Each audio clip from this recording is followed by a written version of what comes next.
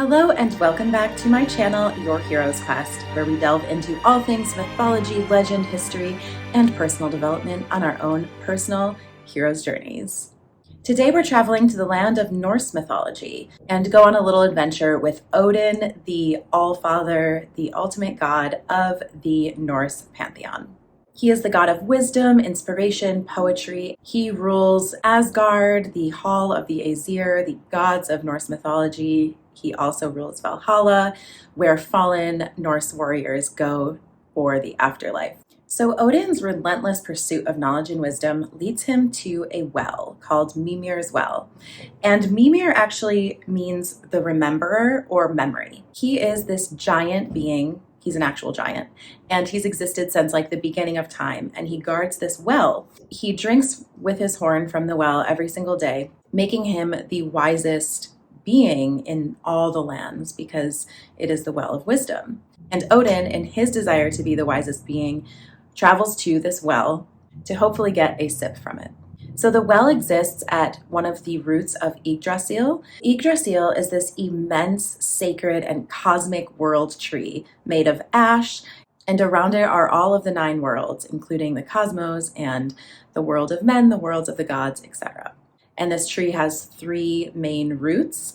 At the end of each is a sacred well. So when Odin gets to the well, Mimir asks for a price for Odin's sip.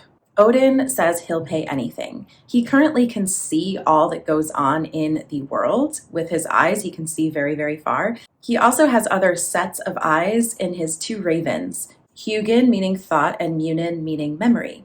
And they fly all over the world every single day, collecting all wisdom and information and bring it back to Odin. So he is already an extremely wise being and sees very far everything that's going on at all times. However, the wisdom he seeks from the well, we're not really told what exactly it is, but it's this deep wisdom that lies at the bottom of the water. So I think it's really this deeper esoteric wisdom that we can't see with our 2 eyes. So Mimir asks for one of Odin's eyes in return for a sip from the well. And Odin doesn't hesitate and gives one up, which is then placed in the well. And that's why Odin is often seen as just one-eyed.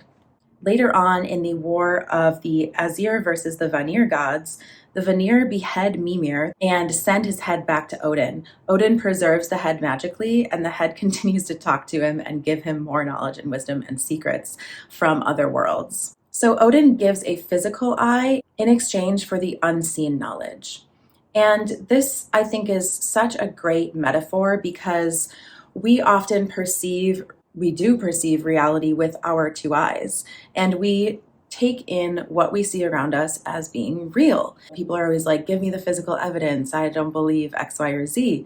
But really, in the studies of quantum physics, and I'm reading this book by Dr. Joe Dispenza right now, the atom is made of mostly empty space, energy. If the atom is the smallest of things that makes up this entire universe and everything encompassed in it, and it's made up of mostly empty space, then everything we're seeing may not be what we think it is.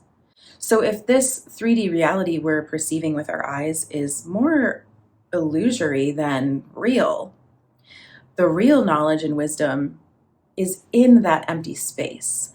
And in that empty space is that energy. And it's that unseen realm that we can tap into in things like meditation and in nature and reading and all of that, where we can find that same wisdom that Odin got from his sip from Mimir's well.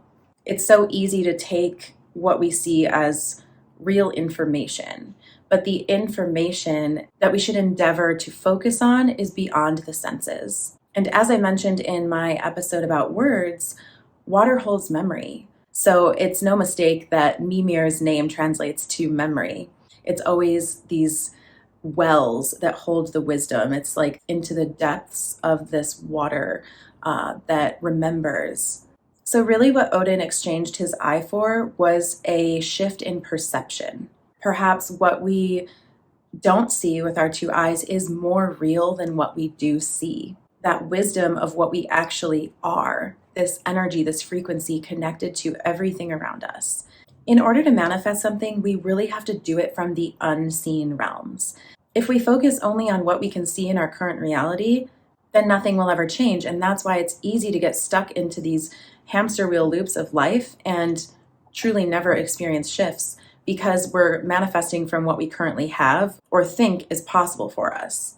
We really do have to create new possibilities from that energetic field, from the field we can't perceive with our own two eyes. And once we tap into this perception as a way of being, then that's when the true shifts start to happen and true changes start to come in. An example of this really is with money. We have to look past our current financial standing to create more money. Because if we're creating from the fear of not having enough, from scarcity, then that's what we're going to keep getting.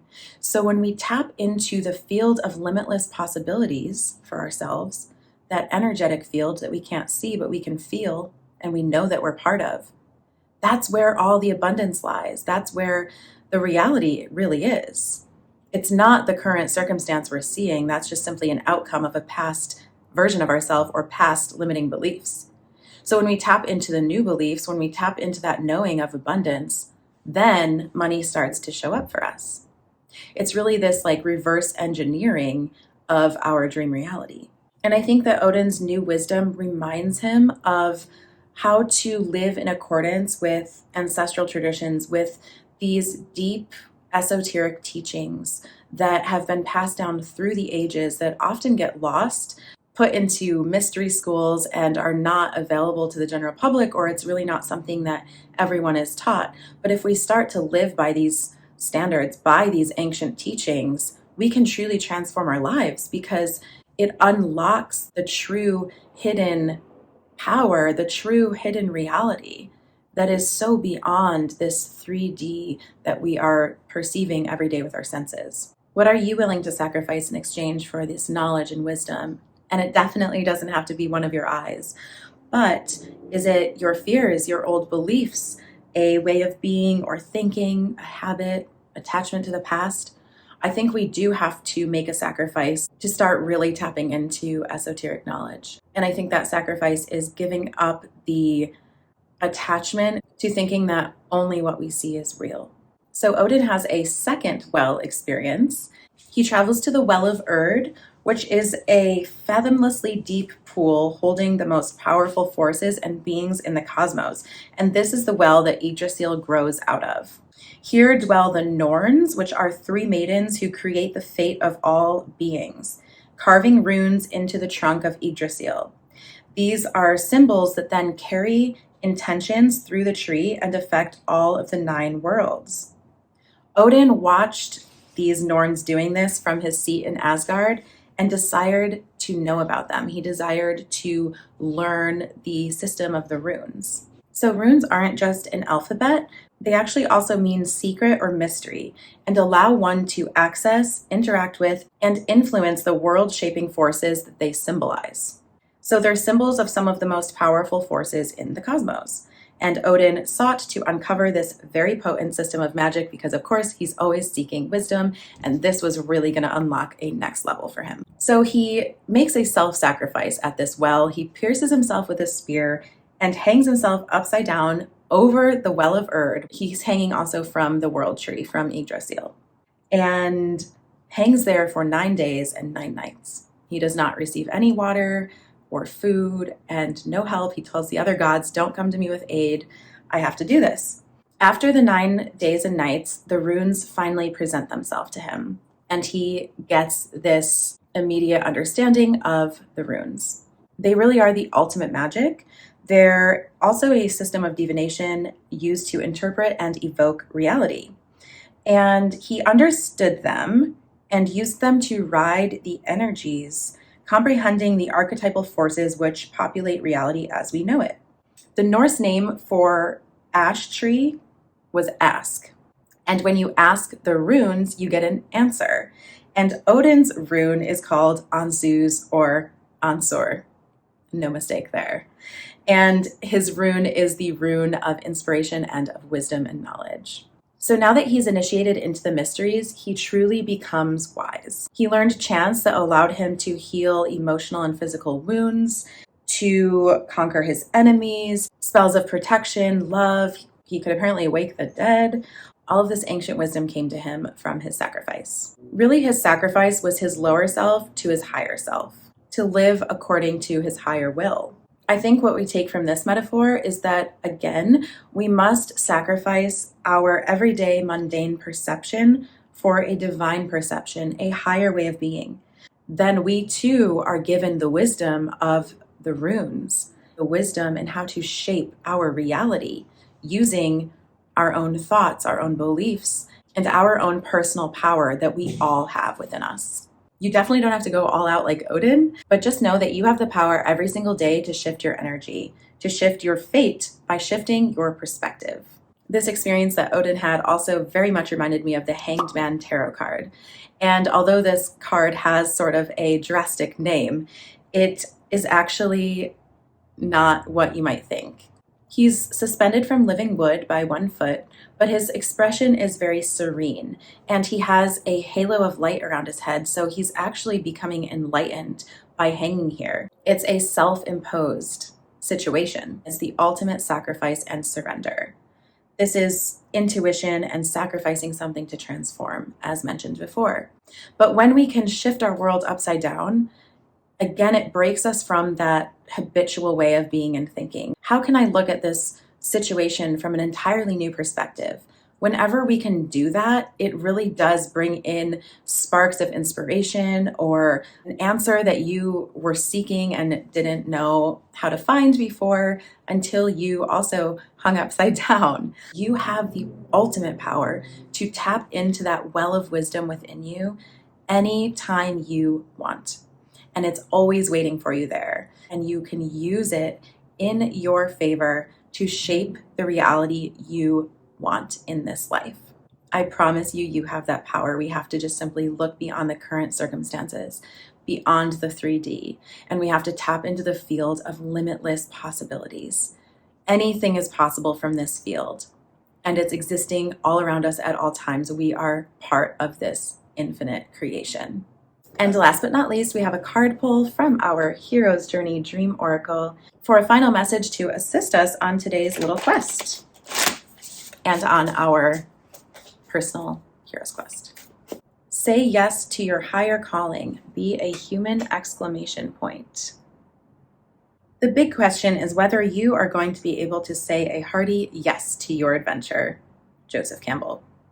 Pack lightly, bring only the most essential so you can be free to embrace each new moment with wide open arms, heart, mind, body, and soul. Life is a conveyor belt of never-ending blessings, and you can say yes to it all. Then, when it is time for you to release and move on, you can do so with pleasure and gratitude. Deeply appreciate all your belongings, yet recognize that you aren't intrinsically attached to them. Appreciate all the experiences and defining moments displayed in your personal halls of fame, but also know that they are not who you are. Release them willingly to make room for new experiences.